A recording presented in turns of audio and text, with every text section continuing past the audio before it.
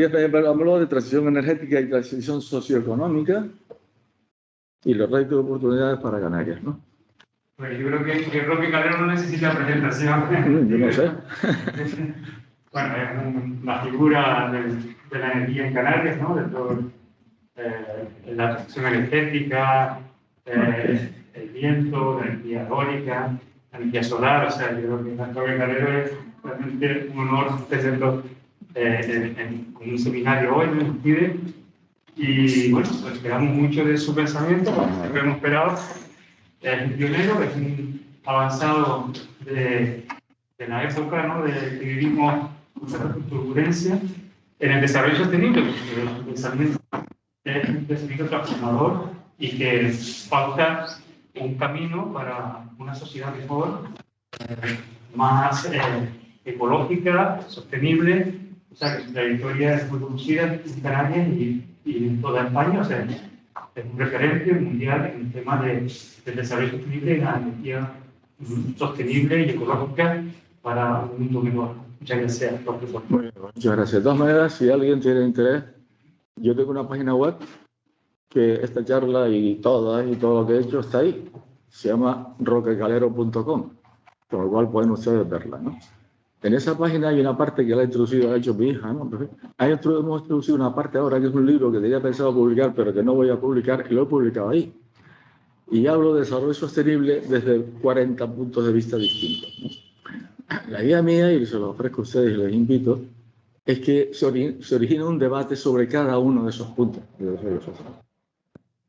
Yo lo voy a abrir, de manera que todo el mundo pueda intervenir, intercambiar opiniones y vayamos formándonos mejor en ese concepto tan escurridizo y tan mal utilizado de desarrollo sostenible, ¿no? Así que en esa página mía, ya digo, roquecalero.com lo tienen, ¿no? Bueno, yo he puesto en principio cinco partes. A mí me dijo Matías el otro día, unos 45 minutos, si ustedes quieren, o tú cualquiera, dice, Roque, mira, que ya estás pasando, o sea, fuentes de energía, transición energética del pasado. ¿Por qué? Porque si hablamos de transición, a mí me parece muy importante que conozcamos qué pasó desde hace el principio hasta ahora, porque esa ha sido una transición energética y social. Y es un punto de partida fundamental para entender qué tenemos que hacer después de ahora, en la transición futura. Así que he dedicado un tema a la transición pasada, energética y socioeconómica.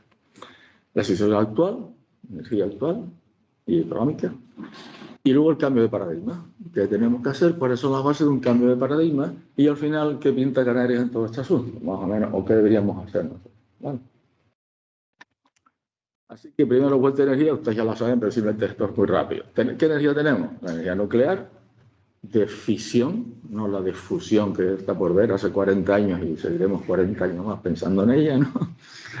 La geotermia, ahí tenemos cerca, ¿no? Palma, la gravitación Tierra-Luna, que son las mareas, y luego lo que llega del Sol. Al Sol llega unas 15.000 veces más energía de la que se consume en la Tierra cada día. Lo que pasa es que no es fácilmente aprovechable, ¿no? Esa energía que llega del Sol, una parte se va a materia viva, las plantas, y de ahí surgen después carbón y derivados de las plantas, los animales, petróleo y el gas, almacenada en la Tierra durante cientos de millones de años, y después están las plantas vivas, de madera, digamos. Y el resto son, pues ¿qué son? El viento son agua que se evapora y cae a altas hidráulicas, viento, eólica, oleaje, viento trasladado a mover el agua, oleaje, y luego, como siguiente, la que se quedó en la tierra enterrada, que son carbón, petróleo y gas. Y he puesto ahí una diapositiva porque el petróleo y gas está semilíquido. Los primeros pozos de petróleo eran líquidos, salía el chorro, luego ya no salía. Entonces hacían muchos agujeros alrededor. Por eso esos barcos que ustedes ven ahí no son barcos perforadores, no son barcos extractores. Cuando de un agujero no sale petróleo, lo que se hace es que se hacen más agujeros para ir sacando el petróleo de otro sitio. Cuando el petróleo escurría espontáneamente. Cuando el petróleo no escurre espontáneamente hay que meter agua, por ejemplo, caliente por un agujero para sacar petróleo por el otro, o si no, de arenas bituminosas o de arenas asfálticas, pues mover toneladas de arena para sacar un barril de petróleo, calentándolo para que se separe el petróleo de la arena. Eso es un desastre. En Canadá, por ejemplo, en Venezuela. Y después están los esquistos areniscas, que son rocas en su suelo, pero están empapadas de petróleo o de gas. Y eso se saca a través del fracking, que es lo último que se está haciendo. Cuando ya el petróleo dejó de salir por sí solo, cuando el petróleo dejó de salir porque metíamos agujeros por todos sitios y lo empujábamos a que saliera, la última, ya llegamos al pico, años 70.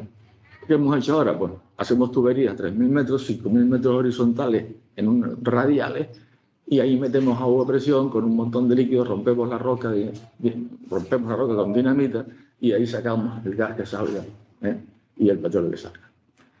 Eso tiene un consumo energético elevadísimo, lo vamos a ver después. Eso es lo que tenemos. En cuanto a la transición energética, desde el punto de vista energético, y esto es un tema que yo en la escuela de ingenieros en su momento trabajé un poquito, ¿no? Pues hay 5 periodos claramente diferenciados. El primer periodo, desde el que hay presencia del ser humano en la Tierra, pongamos 125.000 años atrás hasta 5.000 antes de Cristo. Segundo periodo, 5.000 hasta 1.700, ya pasada la media. Tercer periodo, desde el carbón hasta el petróleo. Cuarto periodo, del petróleo hasta la energía nuclear. Y el quinto periodo, de la energía nuclear hasta ahora. Vamos a ver cómo cada una de estas fuentes energéticas convulsionó la sociedad. Eso, ¿no? Y la transición energética supuso una transición socioeconómica. Al principio, lo único de energía que tenía el ser humano era el sol que le llevaba encima y calentado y sus músculos, no tenía otra cosa, ¿no?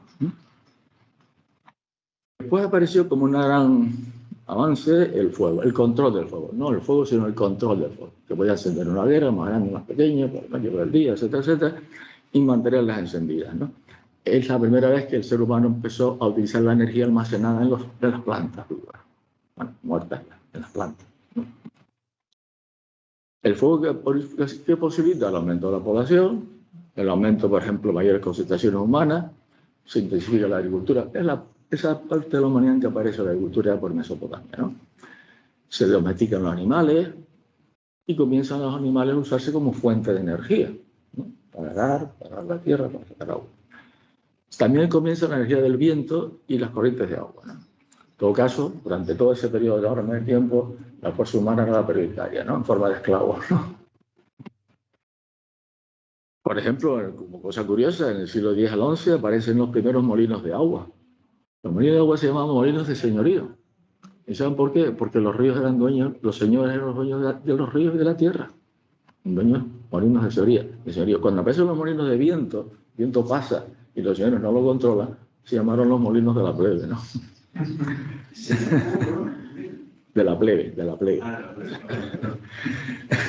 En el siglo XII se introducen en Francia ya molinos de viento que traen los árabes, como saben, desde Mesopotamia, ¿no? ¿Sí?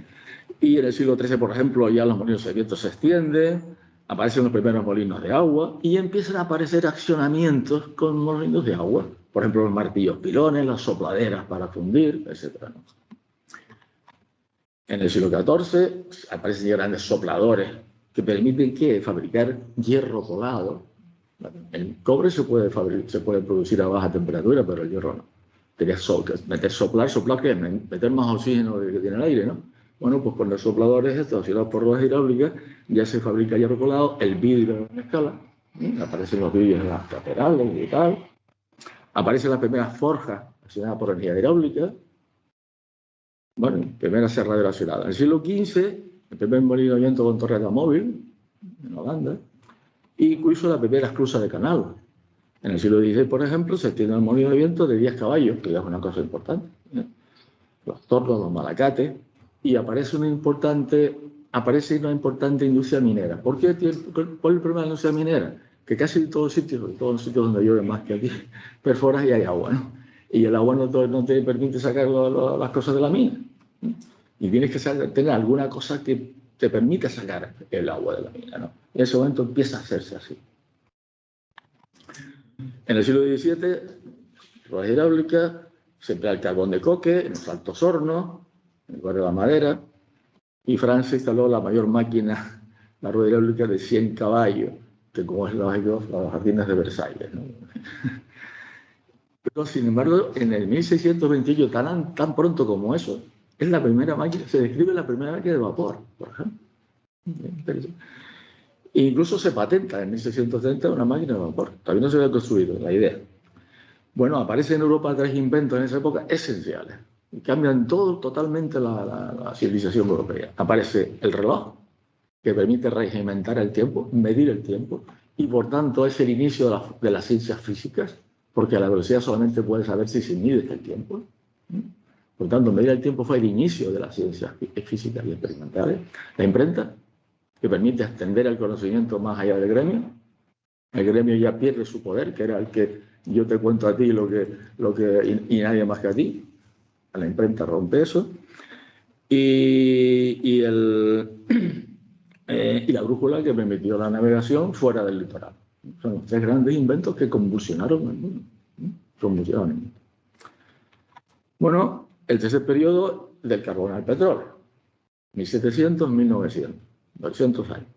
La máquina de vapor fue el eje central, ¿no?, de este periodo, en que ya se permite trabajar minas a profundidad, incluyendo extraer el carbón y el agua asociada, ¿no? Aparece el método ya potente para fundir y trabajar el hierro. Y fíjense, he puesto ahí en 1900, pues ayer, habían en Alemania 125.000 máquinas de vapor, una potencia estimada de 4,5 millones de caballos, menos de lo que tiene hoy la lanzadera espacial, ¿no? De ese complejo de hierro-carbón, que ya se empieza a hacer potente, bueno, rompe otra vez de nuevo con todo lo anterior, ¿no? Aparecieron las concentraciones fabriles a pie de mina, porque el carbón no se podía transportar lejos porque no habían camiones ni trenes, ¿no? Así que se hacía la fábrica a pie de mina. Las máquinas de vapor movían ejes y poleas, y aquello era una cosa, de alguna película de ese tiempo. Las personas del campo van a esas concentraciones mineras y fabriles, se desarraigan, ¿no?, del campo, en medio de la miseria más total, ¿no? Deterioro ambiental, porque ahí no se darían cuenta para nada los impactos ambientales, por supuesto, ¿no? La degradación del trabajo fue total, ¿no? ¿Por qué? Porque simplemente era un competidor de la máquina. Había desaparecido el gremio, ¿no? El gremio ya no podía competir. Y por tanto el trabajador era la última escalón de la cadena. Lo importante era la máquina de vapor y la fábrica de producción, ¿no? Por tanto, cuanto más horas estuviera que la persona trabajando, mejor. Y como las máquinas liberaban a la persona de emplear sus escasas fuerzas o la del animal, pues el trabajo de la mujer y los niños empezó a ser aceptado. A mitad del siglo XVII el artesano desaparece, ¿no? Y aparece una cosa muy importante. Bueno, desaparece el sistema gremial y hay una ruptura total. Luego aparece la Revolución Francesa, todo aquello como consecuencia de todos estos movimientos, ¿no? El interés del hombre dejó de centrarse en la espiritualidad de la época medieval y empezó a centrarse en lo pecuniario, en el dinero, en el poder. Es otro cambio también trascendental, ¿no? Y también aparece una cosa muy importante: si yo encuentro una mina, me puedo hacer rico. Y por eso todo el mundo se pone a buscar minerales por todos sitios, pero podían hacerse rico, porque hasta ese momento hacerse rico era o que eras rico tu familia, eras rey o lo que sea, o te ibas al ejército y salías de general si no te mataban, ¿no? O hasta ser obispo, pero en fin, no había descendencia. Ya como las máquinas, como las fábricas producían cosas, se fomentó un poco el consumo, ¿no? Apareció una clase media ya en esa época importante, no asociada a la nobleza ni al clero, ¿no? Las máquinas fueron cada vez más complejas, pero hechas fueron muy rudimentarias, pero en fin. Y el obrero había que formarlo un poquito para darle instrucciones y que las entendiera. Las ciencias sí alcanzaron en ese periodo un desarrollo importante, las ciencias experimentales y físicas experimentales, ¿no? Y la regimentación del tiempo, el tiempo como valor. Habrán oído ustedes del tiempo solo, ¿no? Apareció en esa época, ¿no?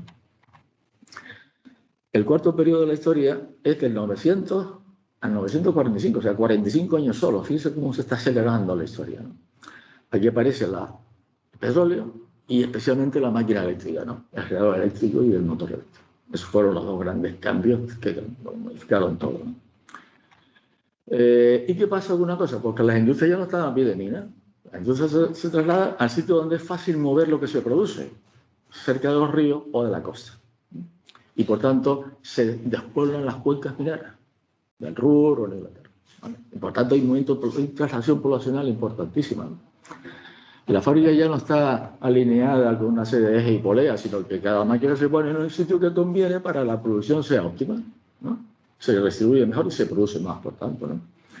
Aparecen industrias ya no grandes, también pequeñas y medianas, ¿no? Ya los materiales no son el acero, el hierro y el acero, el cobre, ya son otras cosas. Son aluminio, el níquel, muchos otros metales, ¿no? Productos cerámicos, y al final de ese proceso los plásticos, ¿no? Y aparece una cosa importante que ahora estamos también viendo, que es lo que llamamos en ese momento los materiales escasos, los materiales raros, escasos. Por ejemplo, puede ser el wolframio, por ejemplo, una aleación de hierro con wolframio, muy poco wolframio, permite que las cuchillas de corte que cortaban, que hacían los cañones de los cañones militares, multiplicaban por 10 la velocidad de corte. Es decir, que en un día se puede hacer 10 veces más cañones con wolframio que sin wolframio. Pero ¿qué pasa? Que estos materiales estratégicos no estaban en Europa, ni en Estados Unidos, estaban en África. Y una parte, un origen del colonialismo es el control de los materiales estratégicos.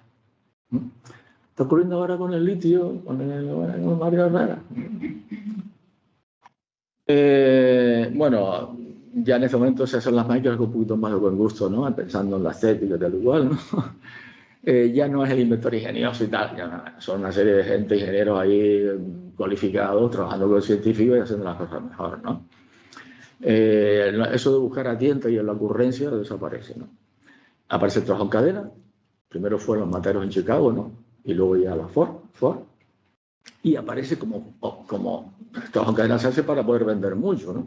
Así que aparece el consumismo, como incitación a consumir. El consumismo hasta ahora, hoy voy a adelantarme una cosa, porque hoy está pasando lo mismo. Vamos a verlo después, pero me adelanto un poco. En Europa, en España, la industria automovilística es muy potente. Y todos sabemos que estamos haciendo coches que vamos a tener que eliminar, no cabe. Pero la cuestión es quién manda al paro a 500.000 personas en este momento en España trabajando en este sector. ¿Cuántas fábricas están funcionando simplemente porque hay que mantenerlas funcionando? Porque no son necesarios los que producen. Es una cuestión que hoy hay que plantearse y lo veremos en la segunda parte, ¿no? Bueno, de manos de esta ya más potente, energía más potente, por litros y mucha más energía en la gasolina, el gasoil, el carbón y mucho más que en la madera, pues aparece ya el automóvil, aparece el avión, aparecen todos estos medios de transporte. Aparecen también muchas cosas en ese periodo de tiempo. Luego, en 1900 a 1942, después de la Guerra Mundial, fue espectacular, ¿no? El cambio, ¿no? La televisión, el teléfono, la radio, todo eso, ¿no? La fotografía, el magnetofón, pasa con la foto. Porque hasta ese momento, el retratista bueno era el que inmortalizaba a un individuo, que siempre es rico, un rey, ¿no? Inmortalizaba, ¿no? Cuando aparece el clic de la foto, y pues, ¿y ahora qué hago yo?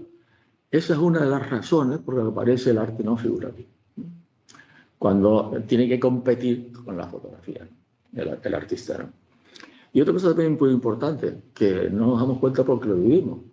Imagínense ustedes calles sin luz, sin fluorescentes, sin colores, sin nada, por la noche.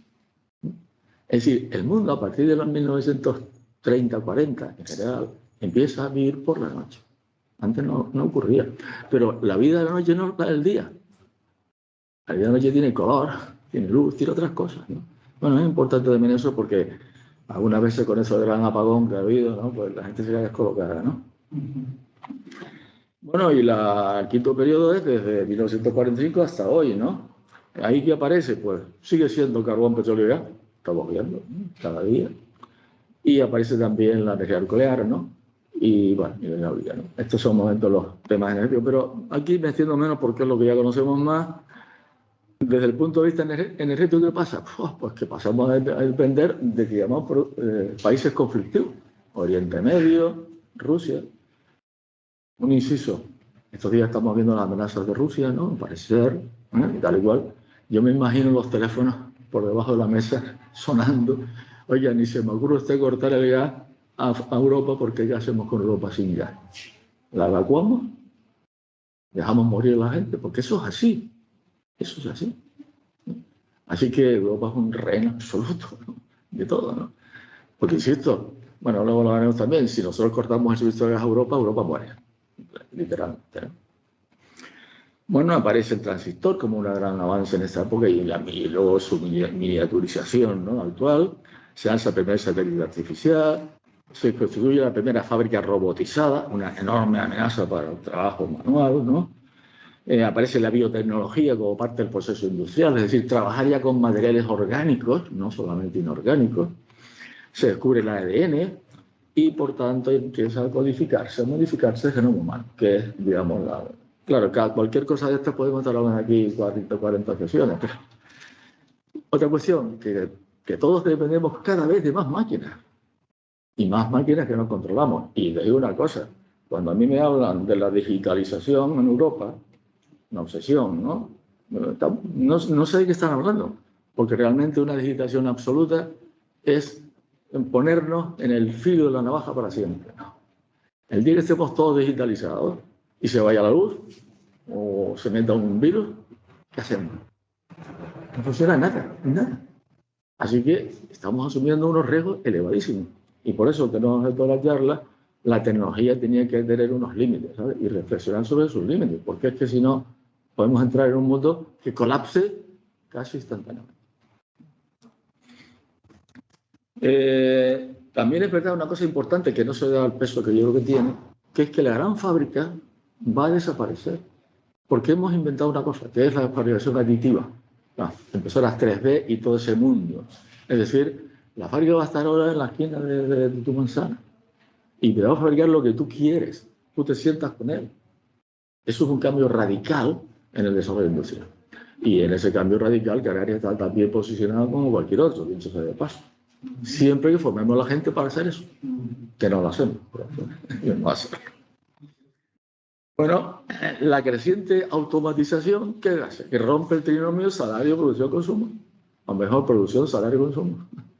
Claro, cuando ya la producción no depende del trabajo humano, ¿cómo va a cobrar esa persona?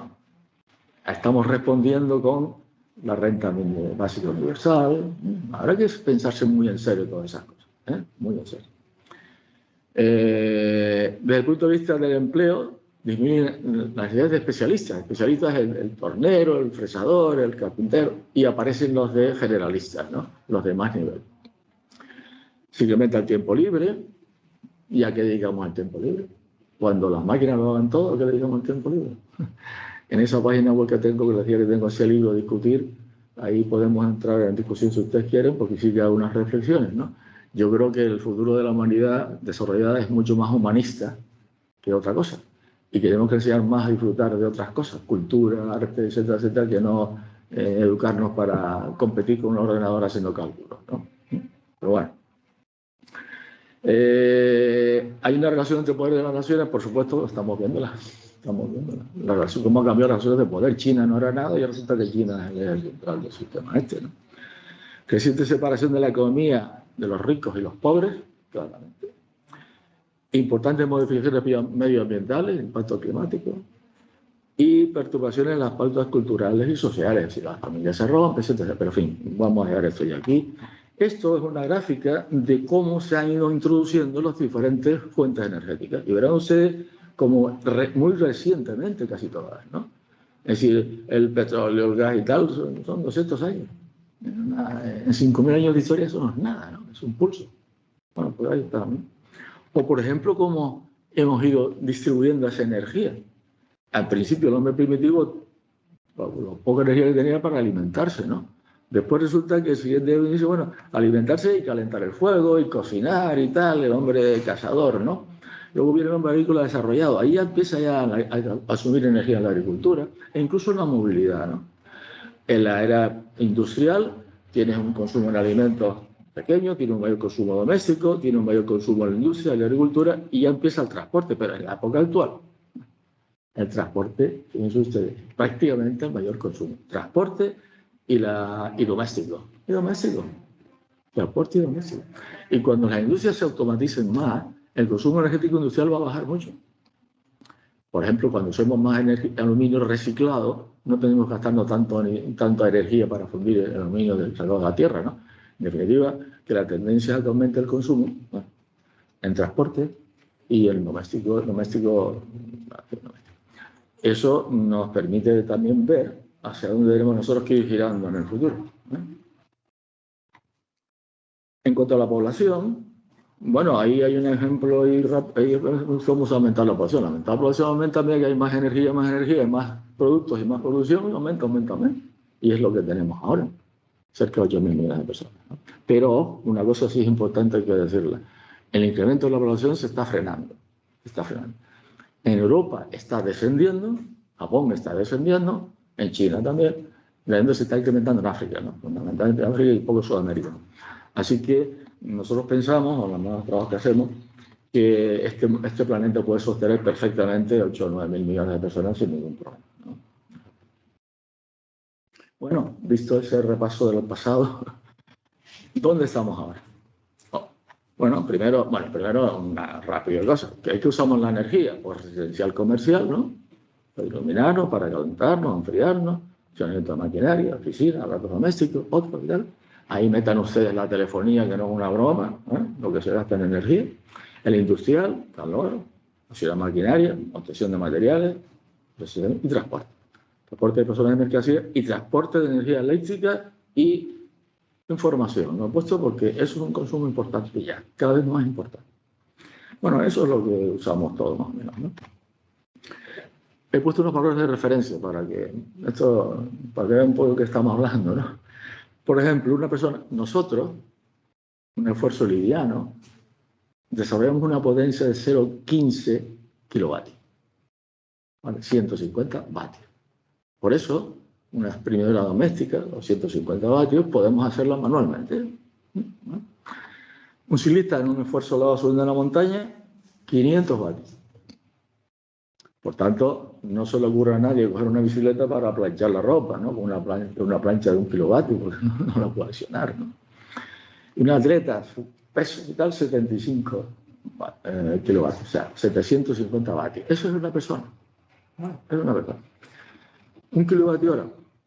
Sí, 1 kilovatio durante 1 hora. Bueno, permite encender una bombilla a 100 vatios durante 10 horas o elevar 1 tonelada de agua a 360 metros. O fundir durante 2 o 3 minutos latas de refresco para calentar agua. O una ducha. La potencia instalada en nuestras casas normalmente casi todos serán 5.000 vatios, ¿no? Más o menos, ¿no? Habrá algunos de ustedes que a lo mejor tienen 7.000 vatios, pero normal son 5.000 vatios. De esos 5.000 vatios, fíjense ustedes que en agua caliente y cocina eléctrica se va todo. Es ahí donde consumimos energía. Todos los demás aparatos son cada vez más eficientes desde el punto de vista energético, los televisores, las neveras, todo eso. Y se puede bajar más. Pero realmente donde gastamos energía es en el agua caliente, ¿no? y en la cocina. Esto es un caso típico de una casa. La diferencia es que, en el puesto aquí, es que en las barras de abajo ven ustedes los porcentajes de consumo energético en una vivienda. Y resulta que en una vivienda, la calefacción, Europa, América, la calefacción es el consumo más alto de todos. O en Brasil, el aire acondicionado, que es un equivalente. Y el segundo es el automóvil. Y el resto, agua caliente. Y lo demás no es nada comparado con eso. Entonces ahí un poco vemos dónde tenemos que actuar, ¿no? Si queremos bajar los consumos energéticos, ¿no? En una vivienda. Desde luego, para una vivienda europea, ¿qué pasa en Canarias? En Canarias tenemos una cosa muy buena. No necesitamos calefacción. O muy poca. Ni tampoco refrigeración, ¿no? Automóvil, tampoco necesitamos movernos mucho. Y ahí nada, es pequeñita, como un Tokio de tamaño, ¿no?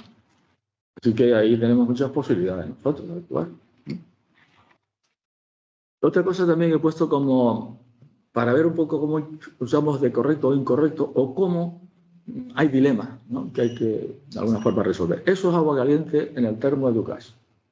Yo me ducho con agua caliente 3 minutos y puedo usar 2 cosas, una de gas o una eléctrica, termoeléctrico o termoeléctrico. ¿Qué pasa si uso el termoeléctrico? Pues la energía viene de la central de Juan Grande, que tiene su caldera de vapor, su ciclo combinado, pasa después a los generadores de electricidad, pasa por todos los cables de alta tensión, media tensión y llega a mi casa. A mi casa llega el 35% de la energía del petróleo que se metió allí. El 35%. ¿Qué pasa con un termo de gas? que directamente cojo el gas y lo meto ahí, porque el rendimiento es el 40, casi 50%. En definitiva, desde el punto de vista de uso correcto de energía, es mucho mejor consumir gas directamente que no a través de un termoeléctrico. ¿Por qué no se hace así? Porque conscientemente o inconscientemente la electricidad para nosotros es más segura, más limpia, no hace falta estar comprando y vendiendo bombonas, pero desde el punto de vista energético no es lo correcto. Automóvil, porque esto ya es la repera, porque ahí le he puesto un automóvil de un caballo, 760 vatios. Un caballo lleva una persona, ¿eh? Y un caballo con el carrito o sin carrito, pero un caballo puede alcanzar sus 60 o 70 kilómetros por hora. Y el problema del caballo es que el pobre se le acaba la comida y no sigue funcionando, ¿no? Es decir, con un coche de un caballo, o si usted quiere, en un kilovatio, un poquito más, podemos movernos perfectamente, perfectamente. ¿Qué hacemos nosotros? Usamos ese coche que tiene 130 caballos. El coche no es tan grande, ¿no? Pero bueno, tiene 100 caballos, o sea, 90 caballos. O sea, yo me muevo, yo solo, con 90 caballos delante, cuando podía hacerlo con uno. Lo mismo, o con dos. Ya con 4 sería un lujo, ¿no? Y lo del coche no les cuento, porque si cuento la energía que es primaria, hasta que llega el coche no le llega al pobre vecino, no usa ni el 10% de la energía primaria, ¿no? Todos son despilfarros. Motor de un coche tiene un rendimiento, los modernos a esta hora, del 25, un 30%.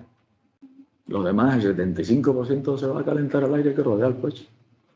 Y por el segundo principio de termodinámica, el calor pasa del fuego caliente al fuego frío, nunca al revés, con lo cual nunca podemos recuperar el calor que se va a la atmósfera. Esta es la radiografía un poco de lo que es ahora. El petróleo. Esto está sacado de la Statistical Review de World News del año 19. Y el petróleo incluye ahí el fracking y los petróleos pesados, todo. El potencial, quiere decir, una tonelada equivalente de petróleo tiene 11.000 kilovatios hora de energía almacenada, ¿no? El 3 es importante, la tasa de retorno energético. ¿Cuánto tengo yo que invertir para sacar cuántos barriles de petróleo tengo que yo? ¿O qué puedo sacar yo cuando invierto un barril de petróleo? ¿Cuántos barriles puedo sacar del pozo? Porque el día que tenga que invertir uno para sacar uno, ya no saco nada. Esa es la tasa de retorno energético, ¿no? Bueno, pues la tasa de retorno energético actual del petróleo se mueve entre 10 a 1, que está muy bien, o 5 a 1, que ya no está tan bien. Que no está tan bien. La producción, bueno, ahí lo tienen, la reserva está total, que hay unos 52 años de reservas de petróleo al ritmo de consumo actual, que son unos 90 y pico millones de barriles al día. Más o menos, antes de la epidemia llegaron a ser casi 100, ¿no? Bueno, el gas natural, incluyendo el fracking, hay en el potencial como, bueno, es 1 millón de metros cúbicos aproximadamente, es como una tonelada de petróleo, ¿no? El 3, tasa de retorno, 10 a 1 o 2 a 1. De hecho, hay muchos pozos de gas en Estados Unidos cerrándose porque no son rentables, porque se gasta más energía y más dinero para sacar el gas que lo que está dentro, que lo que saca. Ten en cuenta que un pozo de gas o un fracking, puedes hacer el pozo, en lo que se hace ahora es un solo pozo y luego se meten tuberías horizontales radiales, ¿no? Pero son kilómetros. Luego hay que meter dinamita, hay que meter agua, hay que meter agua con disolvente y todo aquello, ¿no? Y eso se hace con energía que no es la del gas que saca, sino otra energía. Por tanto, si se computa toda la energía de verdad, nos estamos encontrando ya con muchos pozos de gas que ya no son rentables para sacarlo porque la tasa de retorno es nula. Y nos estamos acercando a esa situación en todos los recursos fósiles. Esto no se habla nada, pero es crucial el tema este, ¿no? 42 años, el carbón. Bueno, el carbón hay para más tiempo porque el carbón, entre otras cosas, se está eliminando del mercado por problemas de contaminación ambiental, ¿no? Tampoco creo usted que el carbón tiene una tasa de retorno energético muy alta, porque el carbón bueno es que está a menos de 3.000 metros de profundidad, el que está en vetas mayores de 70 centímetros, y eso no hunde tampoco, ¿no? El uranio, que realmente tiene una capacidad energética elevadísima, ¿no? Una tonelada de uranio son 11 millones de kilovatios hora, ¿no? Pero también la tasa de retorno está entre 8 y 5 a 1. El uranio de alta calidad está desapareciendo, a pesar de que hay pocas centrales nucleares en marcha. Habría que hacer ahora uranio de baja calidad. Ellos lo definen por precio, por el precio de la tonelada, ¿no? Pero en fin, y hablan de 40 años más o menos, ¿no? La hidráulica, bueno, pues la hidráulica es ilimitada, la solar es ilimitada y la eólica es ilimitada. No voy a entrar mucho más en detalle, pero sí, sí. Perdón, la situación, sí. ¿cómo te medidas? Es decir, 40 años, si se hace... Al ritmo de consumo actual. Al ritmo de consumo actual. Exacto, yo tengo una reserva, consumo tanto, no, voy a llevar tanto. Como tú comprenderás, eso no funciona linealmente, porque cuando empiezan a bajar, empiezan a subir los precios. Sobre los precios cae la demanda y empiezan unas oscilaciones arriba y abajo hasta que ya se inicia la curva de descenso, ¿no? Pero bueno, son números por poner una referencia, ¿no? De todas maneras, 40 años a nivel nuestro es mucho, ¿no? A nivel mío ya no voy a estar, pero a nivel de la humanidad no es nada tampoco, ¿no? No es nada. Bueno, esto es un ejemplo que he puesto ahí, por ejemplo, que ustedes vean lo que ha pasado en el Mar del Norte, o sea que Gran Bretaña, Escocia, presumido durante años de ser rica en petróleo y gas. De hecho, esas explotaciones eran todas en subterráneas, ¿no? En profundidades de 40 metros, 100 metros, 150 metros. Los buceadores permanecían meses abajo para no tener que descomprimirse y volver a bajar, imagínense ustedes, ¿no? Lo que se llegó a hacer. Bueno, los puntos rojos son las que están cerradas, las que se acabaron. ¿Vale? Las perspectivas, según Energy Outlook. Bueno, piensan, uso masivo de renovables, lo que estamos haciendo, transición verde, tanto a pequeña como a gran escala, incluyendo sistemas de almacenamiento para resolver la variabilidad de estas energías renovables, ¿no? Desacople entre producción-demanda cuando se pueda, luego hablaremos de esto. Descenso del carbón, del petróleo y gas por razones medioambientales, ¿no? Y ahí tienen unos grafiquitos que pone abajo de la izquierda los porcentajes, verán ustedes como lo único que sube son las renovables, ¿no? Lo demás todo baja a lo largo de los años. Y a la derecha hay unos escenarios, ¿no? Un escenario es el escenario de rápido cambio, un escenario de cero algo tal y un escenario de como usual, ¿no? As usual. Que como ven ustedes ahí, pues en el escenario que el as usual seguramente va a ser así, ¿no? Pues tienen ustedes el gas, abajo el petróleo debajo, encima tienen ustedes el gas, encima tienen el carbón, en definitiva, lo de siempre, ¿no? Con más renovables. La cuestión es si eso puede ser soportado o no, sin que se cree una crisis socioeconómica. ¿Qué es lo que estamos haciendo ahora? Ahorre usted todo lo que pueda. Primer mensaje, ¿no? Segundo mensaje, mejora la eficiencia de todos los equipos. Una lavadora que sea a nivel D o C o lo que sea. Impulso a la gestión de seguridad. O sea, ponga usted un panel en su casa, en su hotel. Emplea el microred. Si usted no tiene una casa o su casa no puede poner panel, pero el vecino sí crea una microred, se benefician todos. Eso es un tema muy importante, ¿no? Almacenar a pequeña escala. Que se pueda poner una batería en tu casa o de qué manera. Yo creo que hay más formas de hacerlo, pero bueno, vamos a hacerlo así. Y una asociación de productores y consumidores, ¿no? Y luego, eso es otra cosa, nuevas formas de captación y almacenamiento energético. Luego lo vamos a ver un poco esto, ¿no? Y otra cosa también importante que está sonando ya por ahí, no está sonando, no, todos los días en la tele, el coste de la energía, ¿no? Asumir los costes reales, porque es que si no... Después hablaremos un poco de los costes si creen que hay tiempo, si no, lo salto. ¿Cómo se puede ahorrar? Bueno, he puesto un ejemplo. Fíjense ustedes, se hizo un estudio en Inglaterra hacía tiempo, abajo pone energía por pasajero kilómetro, ¿no? Y el elemento menos consumidor es un autobús doble. El autobús doble es el más eficiente de todos. El autobús doble, la guagua doble. Sí, la guagua pisos, sí. Y luego está el suburbano, el metro. Son los más. Pero fíjense ustedes el coche. El coche es una cosa terrible, ¿no? Coche de gasolina, carga típica es 1 o 2 personas, carga máxima 5 personas, ¿no? Pues miren ustedes lo que pasa ahí, es que consume más el coche que un avión por pasajero kilómetro. Así que está claro que es donde tenemos que poner el énfasis, ¿no? Bueno, otra cosa es almacenamiento. Podemos almacenar en agua en altura, Soria Gira. Puesto ahí el ejemplo Soria Gira. Soria Gira son 220 megavatios, la turbina que tiene. 120 megavatios, esta isla en la punta tiene, por número cerrado, 500 megavatios. Si Soria Gira puede suministrar la mitad del consumo en hora punta de Gran Canaria. ¿Durante cuánto tiempo? Durante 12 horas. En 2 horas se vacía el depósito superior. Eso son 2,6 gigavatios hora. Eso es Solar Gira como almacenamiento energético. El Solar Gira no es un almacenamiento energético, es un equilibrador o un facilitador de la prestación de renovables y de la gestión del sistema. Pero no es, perdón para todos los que lo comentan por ahí, un almacén energético. Porque solamente da para 12 horas y para la mitad del consumo de ahí. Y después hay que llenarlo nuevo, ¿eh? Y que cosa que nadie da duro, como decía antes, a 4 pesetas, y menos la naturaleza, ¿no? El rendimiento de una central hidráulica, 50 y pico, 60%. Si de cada 100 kilovatios hora eólicos que tú metes en el sistema para bombear agua, tú recuperas solo 40. El otro sistema es el hidrógeno. Ese está poniéndose de moda ahora. Les hago un comentario también. Yo no quisiera pasarme el tiempo, aunque mientras ustedes aguanten, yo aguanto también. Ustedes han visto una cosa paradójica. Van a las Tejas de Fuerteventura, peticiones de energía de parques eólicos, 1.500 megavatios. Potencia máxima de Fuerteventura, 150 megavatios. Y en el futuro serán 100, porque habrá corral.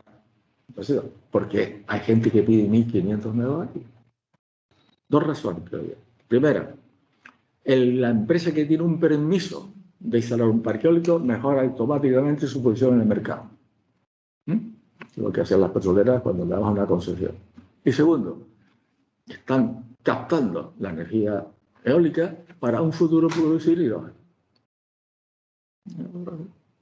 Por supuesto, en ambos casos, sin que el majorero vea ni un euro por el camino, ¿verdad? Y el hidrógeno se puede almacenar gaseoso, en los coches 700 bares, 700 atmósferas. Se puede almacenar líquido, 250 grados bajo cero, y pone un buen aislamiento, porque si no, al cabo de 3 meses ya no tienes hidrógeno ninguno dentro, ¿no? ¿Qué es lo que pasa al gas natural cuando se quiere poner ahí en el puerto? Cuando tú pones gas natural en el puerto a 160 grados centígrados bajo cero, como el aislamiento no es total, siempre se calienta algo. Y si calienta algo, hay que dejarlo salir, porque si no revienta el depósito. Por eso todos los depósitos de gas tienen un respiradero. Bueno, pues un depósito de gas en Canarias, con la temperatura que vemos aquí, en 3 meses se vacía. ¿Vale? Así que estas cosas también hay que tenerlas en cuenta, porque si no... Y la otra forma es en forma de hidruros y tal, ¿no? O sea, mezclado con metales y demás, que absorbido dentro. El problema que tiene es que hay que calentarlo para sacarlo, ¿no? Pero en definitiva, el hidrógeno es un vector energético, no es tampoco energía por sí sola. Hay que gastar para producir 1 metro cúbico de hidrógeno, hay que consumir, no recuerdo de memoria, una serie de kilovatios hora, pero para producirlo hace falta, el rendimiento de esa producción no pasa del 30%. Es peor que el agua, no pasa del 30%. ¿Vale? Si yo pones un parque eólico de 100 megavatios para producir hidrógeno, solamente puedes aprovechar 30 de ese parque. Y hay que sacar todos los números, ¿sabes? Bueno, y lo otro es batería. Esta batería, por ejemplo, de Tesla, la Megapack, tal, pero en fin, tiene 1 gigavatio hora. Esa batería enorme de Tesla tiene menos acumulación energética que Solar Gira. ¿Qué tamaño tiene? Esos son contenedores con baterías de ion litio dentro. Para tener una idea de qué tamaño puede tener el contenedor. Pues cada una de esas es un contenedor no sé si de 20 pies o sí, un contenedor estándar. Sí. ¿Y dices comparado con Gira Soria? Sí, que esa es 1 gigavatio. ¿2 y media de esas? Exacto, Solar Gira son 2 y media de esas. Claro. Vale. Bueno, lo que tiene Tesla es esto replicado en una enorme extensión de terreno donde ponen ahí 100 megavatios, ¿no? El problema de estas baterías, ¿cuál es? Litio, el cobalto. ¿Hay mucho litio y cobalto? No hay mucho litio y cobalto. Y además depende de países, en este caso litio y China. Por tanto, ¿qué hacemos? Cuando se habla de reciclar un coche, se dice que se recicla el 95%. Vale, bueno, se recicla el 95% ¿de qué? Del acero, del aluminio, del plástico, del cristal, pero y todos los componentes electrónicos que tiene el coche incorporado cada vez más, no se reciclan nada. No se puede extraer de una célula de silicio los materiales de este tipo que están metidos ahí dentro. Y por tanto, los materiales escasos y raros los estamos mandando al vertedero. ¿Cuál podría ser una solución? Mire, no fabrique usted coches tan sofisticados, hombre, ¿entiendes? Fabrique usted un cochecito que lo lleve y nada más, ¿no? Y eso va en contra del sistema actual. Por eso hay que cambiar la forma de comportarnos, ¿entiendes? Que no es tan fácil de hacer. Yo pensaba que podíamos pasar por Canarias, pero tengo mis dudas, ¿no? Bueno, esto es un caso típico. Esto se planteó en los años 70, cuando la primera crisis del petróleo. O sea, producir hidrógeno en Canadá, caía en muchos saltos de agua, y trasladarlo a Europa en forma de hidrógeno. Porque sí es verdad que el hidrógeno sirve para los aviones, ¿no? Así que eso fue, se llama el proyecto Hidro-Quebec, se llamaba así. Y lo último que se está retomando, porque también surgió esto con las primeras puestas en órbita satelitales y tal, se empezó, y eso coincidió con la crisis energética, como siempre en el mundo, cuando aparece algo hay millones de personas pensando en aquello, no somos los únicos, ¿no? Y se pensó en instalaciones solares orbitales, ¿no? Y bueno, ahí le he puesto un ejemplo, 21 kilómetros cuadrados de paneles solares fotovoltaicos con 60.000 toneladas que hay que poner ahí arriba. Equivale a una potencia de 10 gigavatios, es decir, equivale a 10 centrales nucleares. Y funcionan día y noche, ¿verdad? 365 días. ¿Cómo se manda a la Tierra? Por una microondas, ¿no? Bueno, este proyecto se está reactualizando, ¿no? El problema está en que para poner 60.000 toneladas arriba en órbita hace falta gastarse energía y no les cuento, ¿no? Ustedes saben, cuando ustedes vieron la lanzadera espacial, el Saturno V, que fue el que puso en órbita en la Luna el primer ser humano, ¿no? Ese cohete largo, Saturno. ¿Sabes cuánta? Eso tiene tanque de combustible y comburente, ¿no? Oxígeno y hidrógeno. Y se mezcla en la tobera y ahí sale el chorro encendido por abajo. 12 toneladas por segundo. 12 toneladas por segundo. Es lo que quemaba aquello. Y por eso hay que poner no solamente la tobera, sino unas bombas enormes para extraer el oxígeno y meterlo ahí. Eso es donde se subieron aquellos pobres diablos ahí, ¿no? Y ustedes, ¿no? Eso es. Cuando tú tienes un coche de 100 caballos, tú puedes conseguir una velocidad de 150 kilómetros por hora, ¿no? Una aceleración más o menos, no, mira. Si tú quieres coger 300, 400 kilómetros por hora, además rapidísimo, no necesitas 120 caballos, necesitas 700 caballos, que es lo que tienen los coches de carrera. Si la mente lo consume energía es los cambios rápidos de velocidad. Eso. Bueno, en cuanto al impacto ambiental, pues estamos por encima de las 415 partes por millón, ¿no? ¿Y cuáles son las previsiones buenistas, ¿no? De la Energy Outlook. Hombre, que si hacemos estupendo todo, pues nos ponemos ahí abajo. Y si no hacemos nada, pues bajamos un poquito porque no queda más remedio. No, esto también para entrar un día solo por dentro, ¿no? Cambio climático, no voy muy rápido. Los efectos ya lo sabemos todos, ¿no? Ahí está por ahí abajo, ¿no? Pero efectos sobre calidad de vida, efectos sobre el empleo, efectos sobre la distribución de la población, efectos sobre el coste de la propia energía, porque hay que estar rectificando continentes haciendo máquinas nuevas, efectos sobre las infraestructuras, construir barreras, por ejemplo. Las Palmas ya tienen que ir pensando en crear una barrera en la vía marítima, porque dentro de poco el agua se va a meter por todos lados. Posibilidad de guerra, tenemos una ahí pendiente ahora, varias, efectos psicosociales, en general, graves efectos sobre la sociedad. ¿Qué se dice? Hombre, aparte de poder reducir el consumo de petróleo, reducir el consumo de carbón, ahora la nuclear es verde, efectivamente. La nuclear no emite CO2 ninguno, nuclear, CO2, o elimínelo. Elimínelo como es. Planta usted árboles que atrapan, porque al fin de cuentas viven de eso, del dióxido de carbono. Reforestación, o mete usted el carbón en profundidades marinas porque ahí se queda atrapado, ¿no? Una botella de gaseosa, pero a 1000 metros el CO2 se queda ahí, ¿no?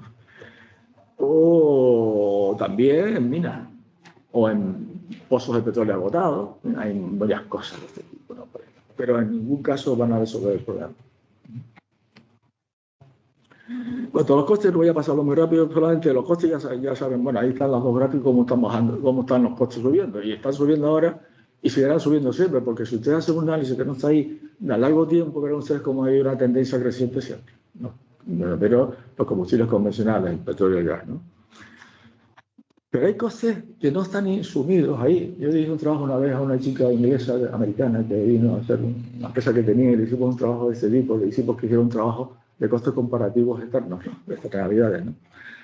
Bueno, costes de salud, costes medioambientales, costes de agotamiento del propio recurso. Estamos pasando a las generaciones futuras, ¿no? Costes de contaminación radiactiva, costes psicosociales, un montón de costes que no se computan para nada. Y por eso decía antes que una de las cosas que hay que hacer, si que realmente queremos cambiar las cosas, como que más remedio es subir los costes de la energía, poner todos sus costes reales. No nos estamos engañando a nosotros mismos. Bueno, ¿cuál es la situación para terminar esta parte? Primero, alta dependencia de combustibles fósiles. Total, ¿no? Total. Porque, no sé si lo ven por ahí, pero en caso Europa prácticamente la energía renovable supone no llega al 20%. Hay momentos en que es el 50%, el 80%, pero en conjunto no supone más allá del 20% del consumo energético total, ¿no?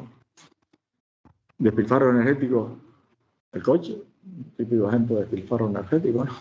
O ese hotel de Madrid que llegas en invierno y te tienes que quitar toda la ropa porque te hace de calor y vas en verano y tiro por el abrigo, ¿no?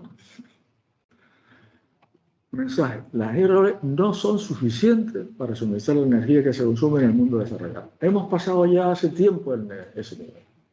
Cuando éramos poca gente, podía pensar que sí. Pero ya es imposible una ciudad como Madrid, una ciudad como Múnich, una ciudad como Moscú, alimentarla con energías renovables. Entre otras cosas porque allí no existen las energías renovables. Podemos pensar, bueno, ponemos paneles solares en el desierto del Sahara y transferimos para arriba. Estamos haciendo más o menos lo mismo que ahora, colonizando, ¿no? Imponiendo, pero con muchos peores rendimientos, ¿no? En definitiva, estamos realmente en un problema, en un gravísimo problema. Sobre todo esos países, no África, por ejemplo, no Canarias, por ejemplo. De hecho, imagínense ustedes que esto que está montado en Ucrania, ¿no? Mañana se forma ahí un follón, este señor Putin cierra el grifo del gas. ¿Y qué hacen todos los alemanes que tienen posibilidad de salir? Venirse a Canarias todo lo que puedan. Todo lo que puedan. Si nosotros pensáramos que eso puede ocurrir, y va a ocurrir más o menos intensamente, ya tenemos que estar modificando el modelo turístico. El mundo pobre pues no tiene energía y hay que darle más energía. Mejor que consuma más energía si queremos que se desarrollen un poco y no maltraten el territorio, no le quiten las selvas, quemen las selvas, por ejemplo, ¿no? O no emigren masivamente, ese tipo de cosas. Y luego está el cambio climático, ¿no? Por tanto, una nueva transición energética es necesaria y además urgente, ¿no? No podemos esperar más. No puede ser igual para los ricos que para los pobres. Tú no puedes seguir el mismo cambio social, de costumbres sociales, de consumo, para un europeo que para un nigeriano. Es que es imposible. Así que el modelo de desarrollo no puede ser igual para ambos. Exige fuertes cambios socioeconómicos. Hemos visto cómo cambiaron la historia y cómo ahora hay que cambiarlos de nuevo. Esa situación de cambio puede tener dos opciones. ¿La controlamos o no la controlamos? Si no la controlamos y damos que la así como van, no hay problema. La vida se encargará de controlarla. Habrán guerras, habrán epidemias, habrán conflictos y la población bajará de 8.000 millones a 4.000. Europa invadirá África, yo qué sé, lo que puede ocurrir. Si la controlamos, sí podemos hacer un cambio de control. Un cambio de control, que es lo que hay que hacer. Pero ese cambio controlado pasa necesariamente por cambios socioeconómicos profundos, sobre todo en Europa y en América. Y además, solamente eso se puede hacer bajo ese paradigma que tanto hablamos de él, que es sostenibilidad, ¿no? No solamente pensando en nosotros, sino en las generaciones futuras. Yo he puesto ahí una frase sacada de la British Petroleum, que no es precisamente, hombre, es una empresa no muy grande ya, porque controla el 5% de la energía del mundo, pero sí, cuando ellos dicen que estas políticas necesitan ser reforzadas con cambios en los comportamientos y preferencias sociales, me parece muy importante. Cuando una empresa petrolera te dice eso, yo creo que hay que creerlo. Y de luego que no puede haber una transición energética si no hay en paralelo una transición social. Entonces, ¿cuál es el cambio de paradigma? Aquí entro yo un poco ahora a vender un poco lo que hacemos nosotros, ¿no? Nosotros tenemos como cambio de paradigma el desarrollo sostenible, que se definió por primera vez en Naciones Unidas en el año 87, ¿verdad?, como satisfacer todas las necesidades de los habitantes de hoy y del futuro, ¿no? ¿Vale? Pero no dijeron qué necesidades eran, dijeron necesidad. En el año 92, en la Cumbre de Río, se habla de 3 áreas: sociedad medioambiental, sociedad económica y sociedad social, que es lo que estamos viendo todos los días. Tampoco se habla mucho, no se habla nada de qué necesidades están implícitas para disfrutar.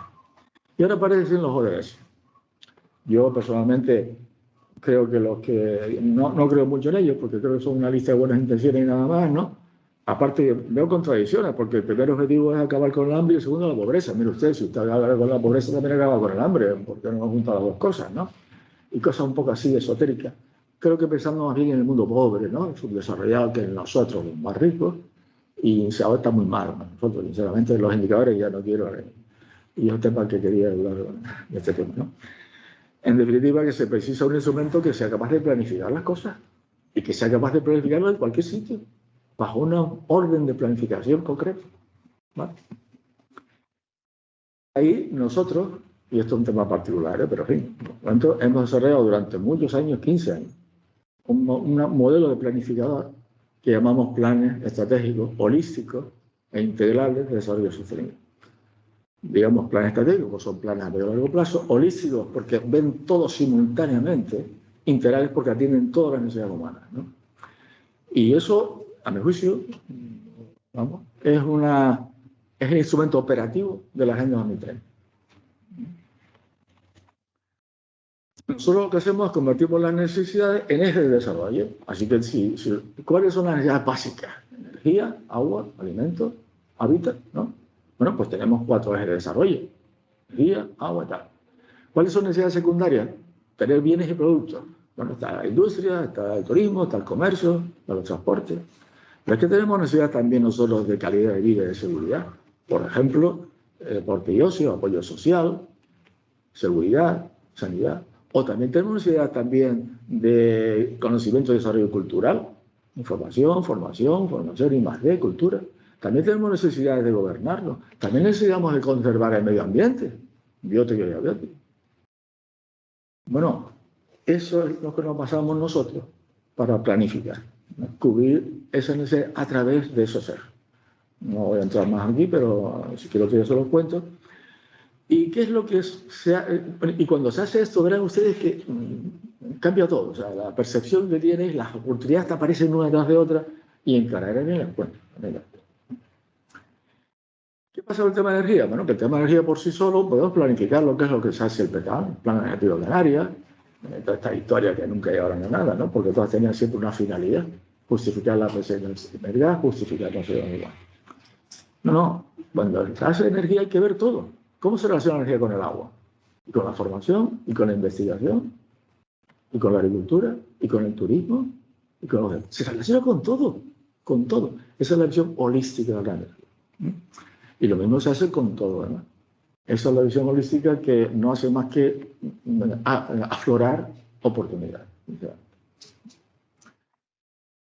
Esto lo voy a pasar rápido. Energía, agua. Relacionar la energía con el agua. Esto lo he hecho yo un poco rápidamente, ¿no?, pero claramente si esto hiciera una reflexión en grupo y tal, sería distinto, ¿no? Por ejemplo, podemos acumular agua con energía renovable, podemos desalar agua con energía renovable, podemos acumular energía en forma de agua en altura, podemos recuperar la energía del agua en altura luego para abajo, podemos depurar con energía renovable. Eso son cuestiones técnicas. Pero cambio social y económico, ¿qué significa? Ahorro de agua para el consumo humano porque estamos ahorrando energía. Ahorro de agua en sistemas de riego porque estamos ahorrando energía. Separación de aguas grises porque podemos reutilizarlas más fácilmente. Olvidación de aguas depuradas. Bueno, esto es una lista interminable, ¿no? Lo mismo podemos hacer con el sector primario, lo mismo podemos hacer con la edificación, lo mismo podemos hacer con la industria. ¿Por qué? Porque cada vez que nosotros hagamos algo de esto, tiene repercusión industrial. Aplicar la energía renovable al agua significa desarrollar desaladoras con renovables y eso es un producto industrial. O cualquier cosa que hagas, ¿no? Por ejemplo, si tú quieres disminuir el consumo, una nevera, por decir algo, es un proyecto que yo nunca pude hacer porque yo utilizaba a mis alumnos para hacer proyectos fin de carrera, los pobres ahí, tienen un año trabajando. Pero bueno, se hicieron muchas patentes, muchas cosas, ¿no? Yo recuerdo, mi padre estaba en África y ahí murió, ya, bueno, mandaba una nevera de gas, la primera nevera de gas que hubo Fuerteventura, que era una llamita, y la nevera funcionaba, tú, ¿eh? Y después le hicieron más grande, de 2 alturas, una llamita, que la bombona duraba meses y friaba, ¿vale? Entonces yo, bueno, porque a una nevera que tenemos ahora le ponemos, acumulamos cuando hay sol, fotovoltaica, acumulamos, enfriamos más la nevera, hacemos hielo en la nevera, bajamos agua glucolada o hielo a menos 20 grados cuando hay sol y el resto del tiempo la nevera funciona a expensas de esa energía glucolada. Es decir, tenemos la oportunidad de fabricar una nevera distinta y sostenible. Y así con eso empieza a darle vueltas y aparecen miles y miles de cosas, muchas cosas. Bueno, por supuesto, a nivel socioeconómico tenemos que hacer con los productos industriales, ¿no? Industriales agroalimentarios, industriales de todo tipo. Uso racional, obviamente, ¿no? Preferencia a productos de mínimo consumo energético. Todos los productos deben tener una energía asociada a él, en la etiqueta. Igual que también deben de tener, y mira que yo quise dirigir una tesis doctoral que luego no la pude dirigir, trabajo asociado a esa botella. Porque no es igual el pajarito canario, ahí, que decir, esa botella ha creado tantas unidades de trabajo en Canarias. Los invito a ustedes a que tomen la etiqueta empleo. Y la otra etiqueta es energía. Preferencia comprar productos de larga duración, productos sean reparables. Esos productos de larga duración es una cosa curiosa. Cuando eso aparece en Francia hace unos años, porque cuando China empieza a hacer la fábrica del mundo, bueno, pues Europa se queda sin fabricar. Y entonces empiezan a aparecer siempre reacciones. ¿Y una reacción cuál es? Oiga, exigir a los chinos que la nevera dure tantos años. O que, y si no, que la nevera sea reparable. No cambiar una nevera por otra y ya está, sino que todas las piezas sean cambiables. ¿Qué pasa? Porque desde China no se puede hacer eso. Los recambios, el mantenimiento hay que hacerlo en Europa. Y por tanto, el primer producto, el producto original, se fabrica en China, pero realmente donde se va a trasladar al empleo y al trabajo es en el mantenimiento. Y eso hace en Europa. Así que exigir mayor mantenimiento, más fácil tal, es una forma de eliminar los productos que vienen directamente de China para acá. En fin, hay todo esto, una historia importante detrás que tampoco. Más comercio, turismo, bueno, turismo. He puesto aquí para un poco el reto aquí, ¿no? Eliminar las estancias turísticas de larga estancia y corto periodo de tiempo. Eso tiene poco futuro. O sea, el turismo de fin de semana, 5.000 kilómetros, no tiene futuro ninguno. Y tenemos que ser conscientes de eso. Y por tanto hay que combinar el turismo con otras actividades, ¿no? Otras actividades que alarguen la estancia del turista aquí. Ya les digo, si corta el gas en Europa, tenemos que quitarnos de encima. Debe ser subasta, ¿no? Para las camas nuestras, ¿no? Pero en fin, a largo plazo también eso es verdad. Porque podemos demostrar, yo lo he hecho con números gordos, pero ustedes pueden hacerlo mejor, que una estancia de 20 días en Canarias, cerrando tu casa en invierno, en Hamburgo, desde el punto de vista energético, incluyendo el viaje en avión, es mucho más eficiente venirte a Canarias 20 días que quedarte ahí con tu casa. ¿Vale? Yo no he hice un estudio con una chica inglesa en el sureste por el tema del tomate. ¿Qué era mejor? Cultivar tomates en Europa en invierno, con invernaderos calefaccionados, con luz artificial y cerca del mercado, o cultivar en Canarias sin luz artificial, sin calefacción y transportar en un barco. El resultado final era que era mejor transportar el barco, ¿eh? Energéticamente mucho más eficiente. Por tanto, en una crisis energética futura, etcétera, etcétera, Canarias tiene su sector primario muchas oportunidades para suministrar alimentos frescos en invierno. Bueno, pues eso un poco también. Y bueno, transporte vamos a pasarlo, formación. Y bueno, ya voy a terminar porque si no esto se alarga mucho, ¿no? En Canarias, ¿no? Nosotros hicimos, a soporte, unos números porque tuvieron que presentar una ponencia ahí en el Senado, ¿no? Y bueno, Canarias tenemos una potencia instalada de 3,3 gigavatios. La potencia térmica es el 82% y la renovable es el 18%. Eso es lo que hay, ¿eh? Y ese 18% de renovable, el 67% es eólica, el 27% es solar y las otras son otras, agua caliente. Vale, esa es la geografía actual. Si tú te vas ahora a la producción de electricidad, bueno, producimos 9,3 gigavatios hora.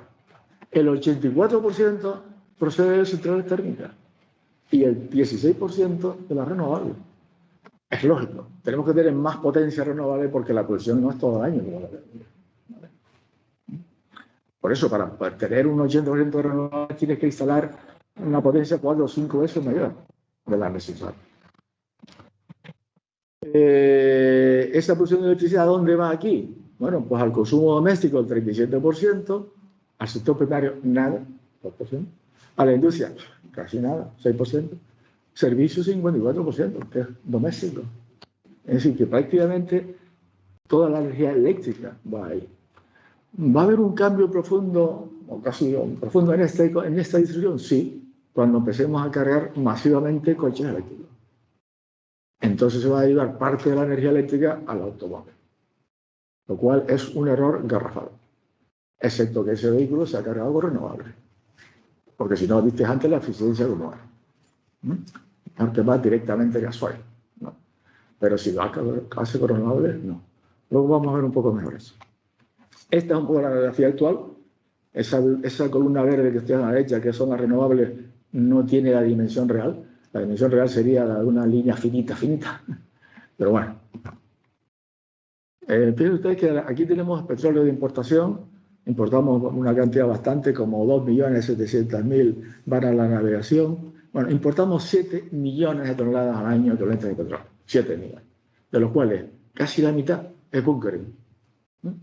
Carga de barcos de paso. Y el resto va más o menos una mitad de electricidad, un poquito más, y un 40 y pico % a transporte. Eso es lo que tenemos, ¿no? Bueno, esto a precios de 54 euros el barril, 64 dólares el barril, pues resulta que en Canarias estamos gastando 1.680 millones de euros cada año en energía para generar electricidad, transporte marítimo terrestre interno. Si ese petróleo se duplica de un precio, pues nada, 3.000 y pico millones de euros, ¿no? La primera, si ustedes ven, no sé si lo han visto, los productos de importación, la lista esa que publican, que es otro desastre de lista, pero ahora solo la manejamos por los estudios que hacemos. El primer producto de importación en Canarias es energía, petróleo, primero. Que ahí no importamos crudo, como estaba la refinería, ahora importamos refinados, que salen más caros, ¿no? Segundo, coches. Tiene guasa que la segunda importación sea el coche, ¿no? Y ya es un poco preocupante que la tercera importación sea medicamentos. Medicamentos.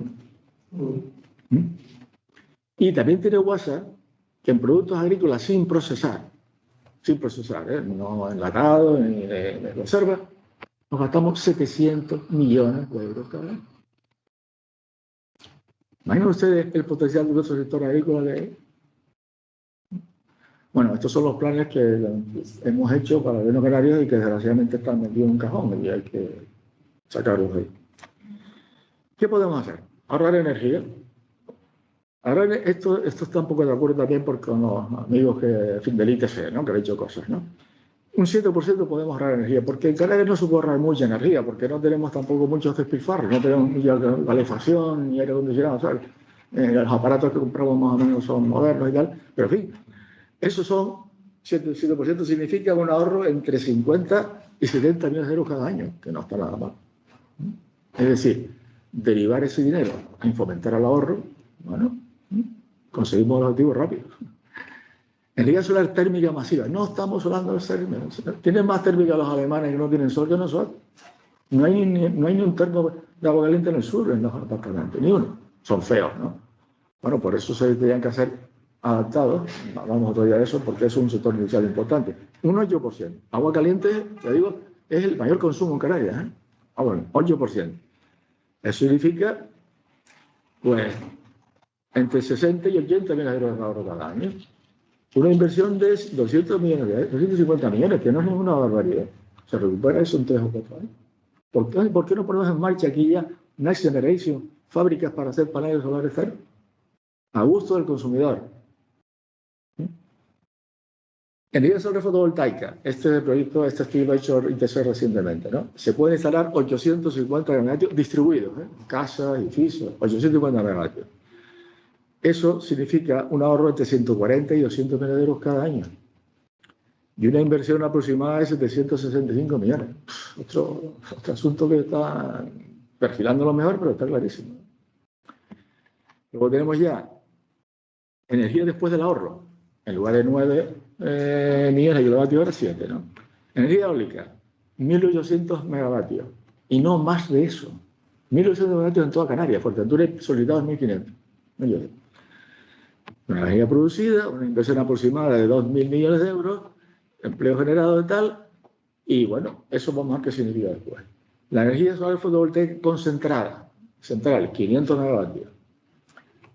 Una inversión de 450 millones de euros. Central hidráulica reversible, Soria Algira y alguna más, hasta llegar a los 500 megavatios, toda Canarias. Una inversión de 800 millones de euros y un empleo bastante mayor porque esa central es en plan maestro. Almacén en batería, lo mismo, 500 megavatios. Inversión, 1.680 millones, el doble. ¿Por qué? Porque aparte que son más caras, hay que, en 20 años, hay que poner dos veces, hay que reponerla una vez, ¿no? Grupos térmicos. No se pueden olvidar los grupos térmicos. Los que dicen por ahí que hay que eliminar las centrales es que no saben lo que dicen. Porque hay días que no hay viento ni sol. Sol por la noche nunca, ¿no? Entonces hay 15 días sin viento y poco sol. ¿Y qué hacemos? ¿Qué hacemos? Todo el mundo quiere seguir haciendo la vida normal. Por tanto, hay que tener grupos térmicos de respaldo siempre. Lo que pasa es que no grupos grandes, sino grupos pequeños. Es decir, según las cuentas que hicimos en la empresa que yo tuve, 84 grupos de 25 megavatios cada uno. Un crucero que llega aquí al puerto de la Luz Grande tiene 10 grupos térmicos de 9 megavatios cada uno. 90 megavatios instalados, un barco. Si no estamos hablando de disparate. Por otra parte, un eco tiene casi tantos grupos de estos viejos ahí, más mezclas, terrible. ¿Qué pasa? Cuando tú tienes, ahora en este momento, tú tienes un consumo de 300 megavatios en la isla. Tienes el ácido combinado, 220 megavatios, y tienes una turbina de no sé qué. Tú tienes que tener un respaldo del equivalente a la potencia mayor metida en el sistema. Si se viene abajo el grupo de 250 megavatios, sin que nosotros nos enteremos, entran 250 megavatios. Que tienen que estar en potencia, digamos, rodante, conectado, no fríos de que arrancar. ¿Vale? Por tanto, la energía renovable nunca es potencia rodante, porque tú no puedes aumentarla cuando quieras. Por tanto, si tú tienes 250 megavatios conectados a la red en este momento, ten en cuenta que 250 megavatios eólicos no pueden estar en el sistema. Sin embargo, siendo grupos pequeños de 25 y se me cae uno, entra otro de 25. Bueno, en esas condiciones de cambio, podríamos llegar a un 80% renovables en Canarias. Cifra realmente espectacular. A unos costes perfectamente asumibles. Una inversión de 6.000 millones de euros. Pero es que 6.000 millones, estamos hablando de que al año nos gastamos 2.000 millones casi, ¿no? en comprar energía, ¿no? Un consumo de combustible que pasa de aquellos 700 y mil y pico millones de toneladas a 270 millones más, ¿no? La contaminación disminuye drásticamente, el coste del combustible, pues te ahorras ahí, te ahorras entre 600 y 800 millones de euros cada año. O sea que en 25 años, en fin, triplicado la inversión que tienes que hacer. Y empleos, unas 32.000 empleos en instalación y 1.400 en mantenimiento, ¿no? Fijo. ¿Qué pasa?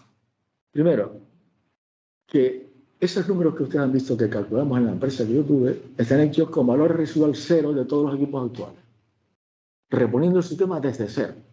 Por tanto, en condiciones reales, seguramente mejor, ¿no?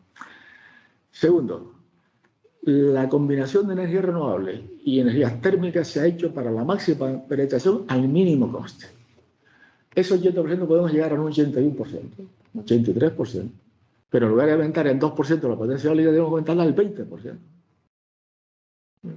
Ese es el problema. Hay un punto de equilibrio ahí. Podemos subir más, pero a un coste excesivo, tanto económico como técnico, porque ponemos un montón de molinos que nunca van a funcionar. Las centrales reversibles están limitadas y las baterías también. Nunca son almacén de energía. Son mejora de la penetración de renovables. Por ejemplo, Por la noche, en Gran Canaria hoy, no llega a 200 megavatios eólicos instalados. Por la noche hay momentos de menos de 200 megavatios de demanda. ¿Y qué hace Endesa? Es lógico, para los molinos. Y ya están protestando los que tienen los molinos, que dicen, mire, que me están parando a cada momento. Pues no ve usted, cuando en lugar de 200 hayan 400 megavatios. ¿Bien? Así que, sí, ¿para qué sirve entonces? Bueno, pues esa noche, cuando hay más potencia eólica que la que demanda el sistema, bombeo agua. Para eso sí, ¿vale? Y cuando apunta el mediodía hay más demanda que la que yo tengo disponible, voy a ahogar agua. Eso. ¿Qué ocurre con eso? Pues que Soria y Chira, según nuestros cálculos, mejora la aportación de renovables en un 10-12%. Si se mantienen los ciclos combinados que tenemos ahora, la máxima aportación de renovables que puede haber en Gran Canaria es el 45%. ¿Vale? Están hechos todos los números, incluso contrastados con la gente de Endesa que nos confesaron unas cuantas veces, ¿no? Por el 5%. Si usted mete Soria y Chira, puede llegar a un 65% o a un 60%. ¿Vale? Eso es lo que hay. Si mete batería, bueno, otro 10% más. Si ahora, y al final un 80%. Vale. Es decir, usar Soria Chira para bombear con petróleo, es que no tiene mucho sentido, ¿no?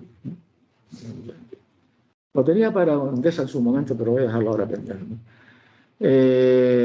Y bueno, ya decía que se necesitan grupos de poca potencia para que sea sistema flexible y para no tener que poner mucha potencia rodante, ¿no? Ese cambio, ¿qué significa? Hay muchos valores socioeconómicos incorporados. Por ejemplo, las centrales eléctricas nuevas ya no tienen que estar donde están ahora. Puerto Rosario está en mitad del pueblo. Pues la nueva, que sean 4 grupos de 25, la puede poner en otro sitio, cerca de los parques eólicos, cerca de los puntos de consumo.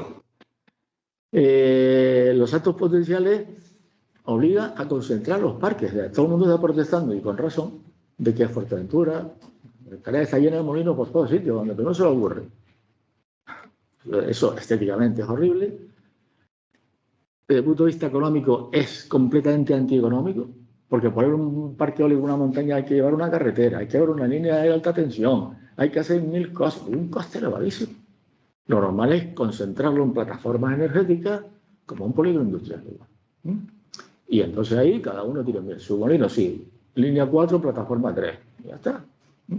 Bueno, eso había que haberlo hecho, eso depende de los cabildos no lo han hecho y no será por falta de insistencia, no lo han hecho. Porque además es la forma de trasladar a la ciudadanía esas rentas también. Porque un parque eólico de 20 megavatios ahí con no sé cuántos molinos no lo puede hacer cualquiera. Pero por un molino lo podemos hacer entre 24 personas que pongamos unos ahorritos allí, ¿no? Como pasó aquí, por ejemplo, con la primera fase del tema turístico, los números, ¿no? Así que ahí ha habido toda una pérdida de ocasiones, de oportunidades tremendas, ¿no? En parte pueden medio arreglarse todavía, ¿no? Y por tanto, ¿qué significa? Que hay que atacar y definir y legislar de otra manera. Porque a mí siempre me dicen los políticos amigos, no, es que Madrid, pero Madrid, ¿de qué? ¿Ustedes han hecho alguna oferta a Madrid? ¿Ustedes han hecho un plan creíble sin esperar a que Madrid diga lo que tiene que hacer? Porque Canarias es un sistema completamente aislado de Madrid, completamente. Por tanto, nadie nos impide a los canarios hacer un plan energético propio. No voy a poder aprobarlo o no, pero vamos, no se ha hecho nunca. Quiero decir que la situación de Canarias, que no es muy buena, es así porque queremos. Bueno, nosotros hicimos ese estudio de que para el gobierno de Canarias que debe estar en algún cajón, y esos son números gordos, digamos, ¿no? Hay que hacer a largo plazo una inversión ahí, como ven ustedes, pública de 119 millones, privada de 1000 y pico millones, unos ingresos, ¿no? Una inversión privada de 26 millones, están los números ahí, no sé, esto se lo van a dar a ustedes, si ustedes quieren yo les doy todo, porque eso está, ese cuadro se deriva de 50 o 60 acciones concretas en el eje de la energía, cada una con su ficha financiera. Unas acciones son de hacer proyectos, estudios, etc. En el plan de Canarias definimos más de 500 trabajos de ese tipo, ¿no? 500 trabajos. de los cuales la universidad puede hacer como 200 o 300. Y nuestros jóvenes, borremos el desempleo mañana mismo, todo fuera. Todo el mundo tiene trabajo. Y el que no sepa hacerlo le ponemos un asesor. Plan de empleo, y hablé con el consejero de empleo y salí espantado ahí, ¿no? Porque me dijo, ¿no? Bueno, pues esto está hecho con los 25E, y bueno, eso es una muestra de esto, después podemos hablar más. Mira, ahora unos casos concretos. Por ejemplo, Canarias, energía y agua. Y aquí se han hecho de todo tipo de cosas, ¿no?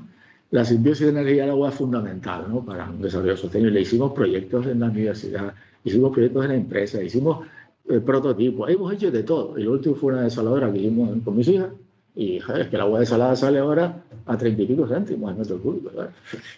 Bueno, el tema de energía-agua es perfecto para Canarias, perfecto. El tema de, por ejemplo, en el tema de la agricultura, hay un cambio climático. Vamos a tener cada vez temperaturas más altas, más sirocos. Hemos de proteger la agricultura. Mis padres eran medio agricultores, pero hay que ver el cielo que tiene una cosecha y ese día justo le viene un siroco o le viene un viento y adiós cosecha todo el año. O el que tiene un invernadero, viene un viento y la raza de invernadero y las semillas que tiene adentro y hay que esperar un año para hacer el invernadero. Eso no puede seguir así. Tenemos que enfrentarlo desde ya. Y eso se hizo, en las cuales hicimos varios proyectos de este tipo, invernaderos blindados frente al cambio climático. Blindados frente al cambio climático. Una cosecha segura. Aquí hay algunos ejemplos también, no tan avanzados, pero eso es no es una posibilidad, es una necesidad. Y eso significa sector industrial. La edificación. También en la universidad hicimos varios proyectos. Este fue un proyecto para Pozo Izquierdo, para eran 120, creo que eran bungalows, algo así, dirigido a surferos, ¿no? Con un concepto 100% autosuficiente. Produce su agua, depura su agua, tiene su energía, tiene invernadero, ciudad cerrada. Y los números salían. Bueno, en cuanto a costes, salían un 10%, 12% más caro, pero se recuperaba enseguida porque no tenía que comprar agua, ni luz, ni nada. Sector industrial. Tema de transporte. En la universidad hicimos muchos proyectos de fin de carrera con un concepto nuevo. Tan nuevo que no nos han hecho caso en ninguna parte, pero que va a venir inevitablemente. Lo que pasa es que va a venir de manos de los chinos, de los alemanes, los españoles no. Es olvidarnos del vehículo de ciudad y convertirlo, nosotros llamamos plataforma móvil autopropulsada. Y por eso no se ven ruedas y tal, ¿no?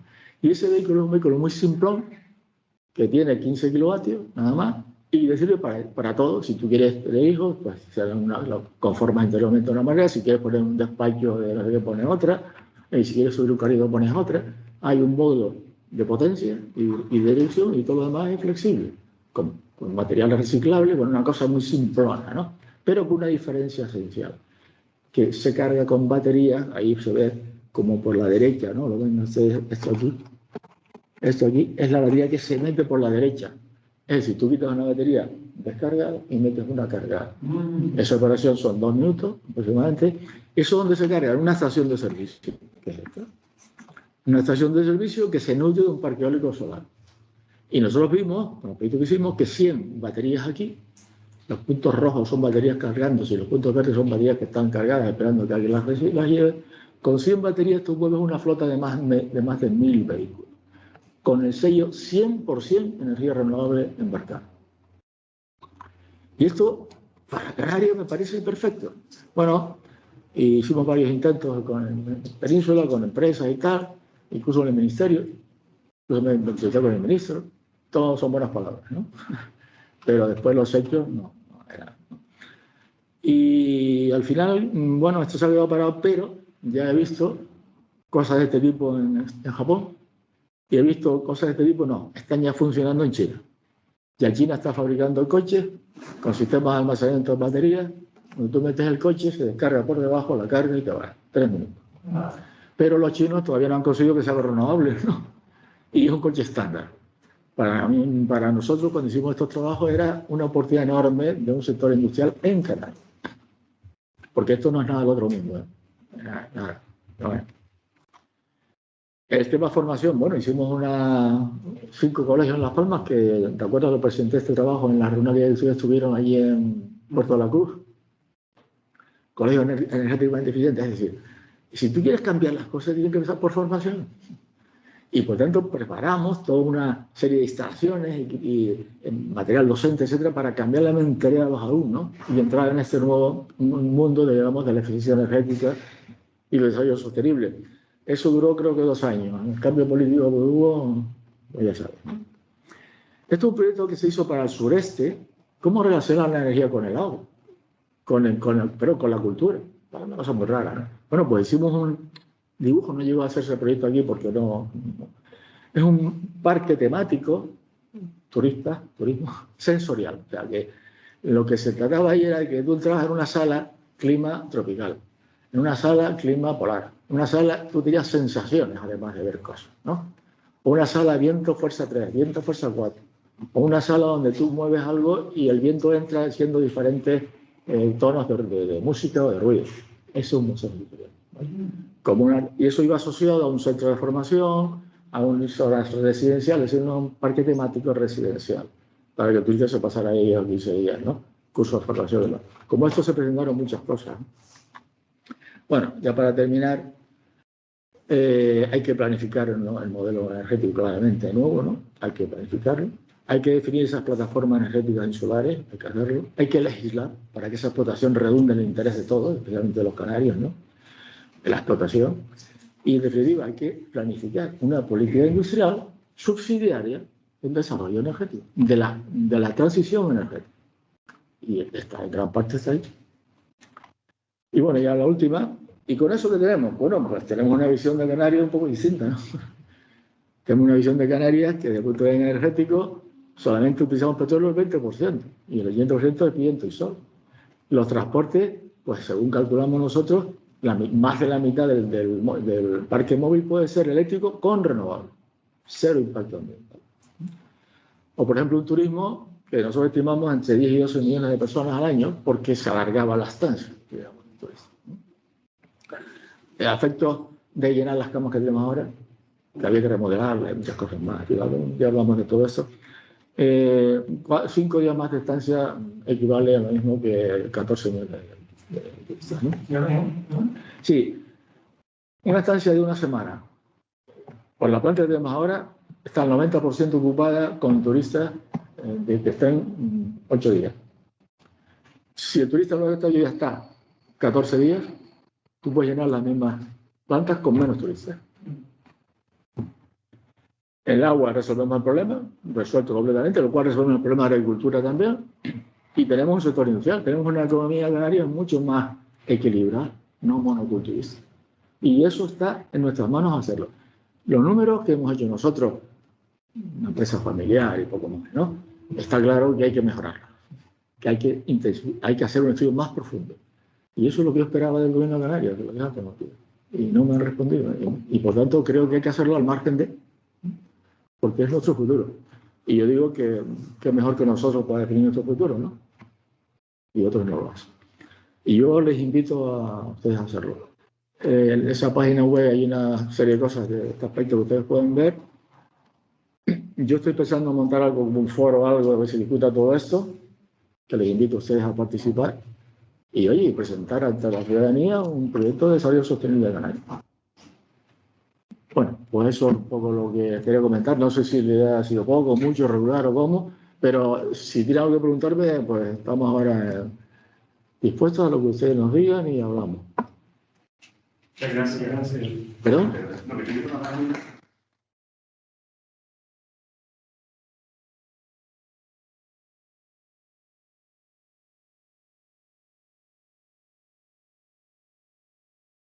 Pero, ¿estás mirando la página? No, perdona. La página estará actualizada el lunes, porque está mi hija ahora con últimas cosas. El lunes, espérate hasta el lunes. Esa está ya. Es la misma entrada, pero como está modificando. Ahí lo que hay es una parte que he puesto ahora, que es un libro que voy a escribir, que no lo voy a escribir, sino lo he puesto ahí, que es el análisis del concepto de desarrollo sostenible desde casi 40 puntos de vista. Por ejemplo, desarrollo sostenible e igualdad.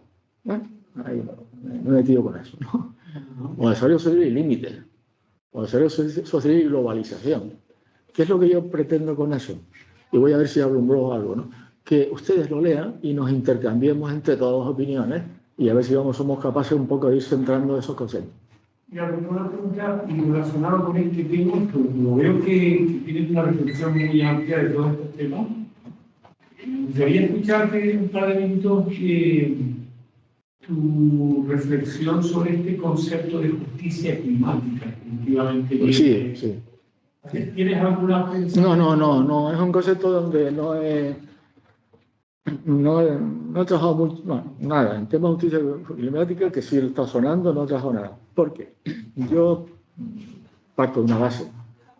Para mí la justicia es cubrir todas las necesidades de todas las personas de hoy y del futuro. Y una de esas necesidades es el cuidado del medio ambiente. Porque si no, no seremos humanos, ¿no? Yo no veo a unos humanos en unas colonias tipo Marte, ¿no? Rodeados de un desierto, ¿no? Por lo tanto, yo creo, igual por eso no hay ningún eje ahí, que eso que vieron antes, que se llama empleo. No se puede crear, el empleo no se crea si no hay actividad económica. El empleo por sí solo es una forma de subvencionar el desempleo, que es otra. ¿Vale? Entonces, si yo creo sector industrial, si yo creo mejor el sector turístico, el sector agrícola, yo creo empleo. Eso que sí puedo hacer es preparar a la gente para esos nuevos empleos, ayudarla a formar empresas y dirigirlos inicialmente. En eso sí que creo. Y ya hay un eje dedicado a eso. Eso sí. Pero lo de la justicia es un poco relativo, porque ¿qué es justicia para un pobre de Nigeria? Pues, chicos, en lugar de consumir 2 litros de petróleo al año, consumir 50, ¿verdad? ¿Y qué es justicia para un noruego? Pues en lugar de consumir 300, que consuma 60, ¿no? Tampoco es igual, no puedo plantear igual, la situación igual de un señor que vive en Noruega que un señor que vive en Nauchot, porque las necesidades no son para nada iguales. O sea, el señor de Noruega necesita energía, porque si no tiene que emigrar, mientras que el señor de Nauchot no necesita tanta energía. Nosotros, por ejemplo, no gastamos mucho dinero en vestidos, ¿no? Sin embargo, si estás en un sitio del norte, sí que gastas dinero en vestidos. Por tanto, en esa parte de la renta hay un montón de cosas en ese aspecto. Y como todo eso es la justicia, y la justicia habrá que verla también de forma holística, pues no entraban ahí. Hay cosas pero hay una parte que a mí me interesa mucho, ¿no?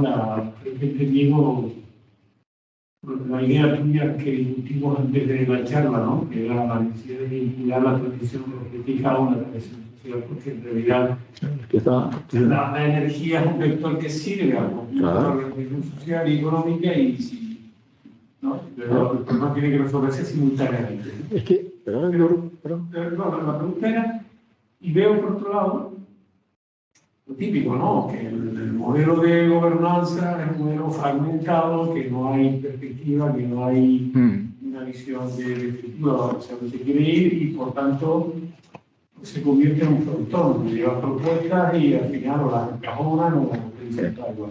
Pero la pregunta es, ¿y qué está pensando? Porque algunas de estas iniciativas podrían ser financiadas por iniciativas privadas, ¿no? Sí, claro. Por ejemplo, todo el tema de la desalación de agua con energía solar acoplada, a menos de 40 céntimos, que carnero ahí para producir. Sí. A ver, Canarias, que es un ejemplo, se me acaba de romper el chisme pero bueno, es un ejemplo de muchas cosas. No nos damos cuenta porque, sobre todo la gente joven, pues no se lo explica, ¿no?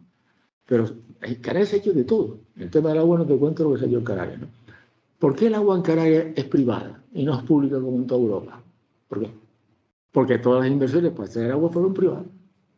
Mi padre fue uno que gastó un montón de dinero en un pozo que nunca sacó agua. Y los embalses, la mayor parte de los embalses de la isla Canaria son privados. Y el que hace el esfuerzo privado tiene derecho durante 30 o 40 años.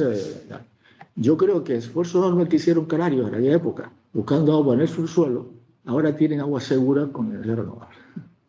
Y por tanto, la energía privada, desde ya tenía que estar tomando en cuenta estas cosas. Lo único que necesita son permisos para instalar la planta, pero nada más. Porque ahora sabemos que es rentable. Eso no se sabía hasta que hicimos este estudio, pero ahora sí lo hemos hecho con números reales. ¿Por qué? Porque ha bajado los precios, no es tremendo. O sea, la fotovoltaica ha caído de 10 veces el valor de hace unos años para acá. Yo pedí aquí presupuesto para un embalse, pero claro, cuando tú desalas con renovables, tienes que saber qué combinación de plantas es la ideal. Cuántos módulos, qué tamaño cada uno, porque arrancan, paran, ¿no? Arrancan, paran.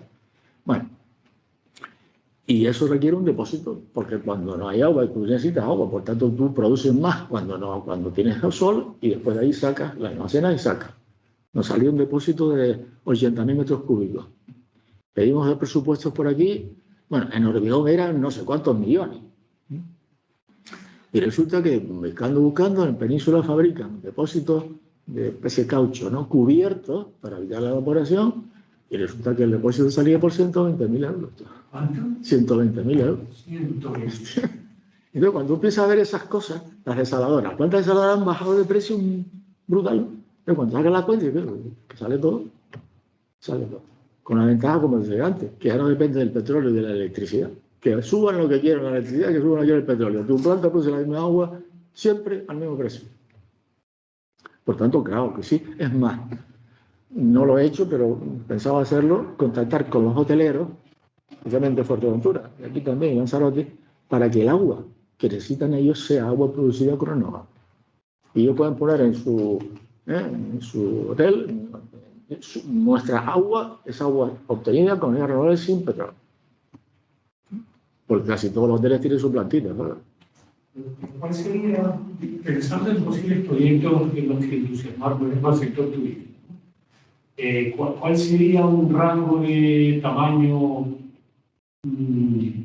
sobre el que has calculado tú? Sí, bueno, nosotros hicimos un cálculo. Bueno, primero hicimos dos cosas. Hicimos un software, que es el que tenemos para optimizar, y luego sobre ese software hicimos una planta que nos demandaba en Fuerteventura el sector primario del centro, o sea, la zona de Antigua y Camanita, esa zona. Ahí hay una serie de agricultores y decían que necesitaban 600.000 metros cúbicos de agua al año para el riego, 600.000. Y eso, nos basamos en eso. Nos salió una planta fotovoltaica de 1.500 kilovatios, es decir, unos 20.000 metros cuadrados de superficie, más o menos. 5 líneas de desalación, 5 líneas de 1.000 metros cúbicos cada una. Y ese depósito que te decía antes, y con eso el agua sale a pie de planta 32 céntimos y puesta arriba en la Antigua salía 45 euros. A 17 kilómetros y 150 metros de altura. Porque había que elevar. Sí, sí, claro. Pero si, por ejemplo, el sector turístico en una zona... No, eso no hay que elevar nada, te va a salir... Baja por gravedad. Claro. Y esa planta se hizo bajo esa demanda. Si la demanda que tú tienes son, en lugar de 600.000, son 40.000 o 100.000 o 120.000. ¿Hay economía de escala ahí? No, porque la oferta... No, la eólica sí, la eólica tiene un problema. La eólica, la potencia de la eólica, primero, todas las grandes empresas eólicas han abandonado las máquinas pequeñas. Problema. Pues claro, 2 megavatios para desalar agua para 600.000 metros cúbicos no sobraba energía. No teníamos una máquina pequeña. Por tanto, la eólica tiene ese problema. No hay máquinas pequeñas. Por cierto, una oportunidad de fabricar máquinas pequeñas para desalar agua. Pero bueno. La solar sí, la solar tú combinas lo que tú quieras. Los pasos que da son de 120 y 120 vatios, por lo cual. Y las plantas de sal, pues te las construyen a la medida que tú quieras. A la medida que tú quieras. Y las diferencias de costes no son muy altas. Y luego se puede hacer modular. Pero el caso es, por tanto, las diferencias habrá que verlo, porque cada caso hay que estudiarlo por separado, con ese software que hicimos. Pero las diferencias no serán muy acusadas en ningún caso. Estamos hablando de costes 30, 40 céntimos metro cúbico, o mucho. Y si no hay depósito de acumulación, pues es más barato todavía. Así que yo creo que para el sector hotelero sería una buena cosa ofrecer agua libre de carbono, ¿no? Y de petróleo. Aparte que es un agua que les va a costar siempre el mismo precio, no va a variar. Otra cosa es que los dejen. Y la legislación es muy... Y luego el sector turístico, en el eje del turismo hicimos un montón de propuestas que si quieren las paso, un montón. Pero sobre todo asociar el turismo a cultura, deporte, formación. Ahí hay un mundo que cambia radicalmente el sector. Yo lo intenté hacer un plan estratégico holístico del sector turístico con Fernando, el anterior presidente, con el Clavijo. Me dijo, bueno, sí, vale, venga, hazlo. Pero nunca se le encargó aquello, él cesó a los pocos meses y ya no siguió adelante, ¿no? Porque creo que una diferencia importante entre lo que hacemos y lo que yo veo es que nosotros siempre concretamos, vamos de abajo hacia arriba, ¿sabes? O sea, si decimos que hay que hacer algo, primero decimos que hay que hacer, y segundo, cuánto cuesta, qué impacto va a tener, quién lo financia, y eso no suele hacerse, ¿no? Por eso yo pensé, por parte del viceconsejero, el director general, que esta era una herramienta muy buena para los fondos Next Generation, porque se acaba de poner en marcha en el paso de un año máximo a unas 300 personas para que hicieran estudios, proyectos, pero así, a montón, con los esfuerzos intelectuales de todos los profesionales de la. Esa es la idea. No, yo creo que ya sí, quizás tenga ya. Muchísimas gracias.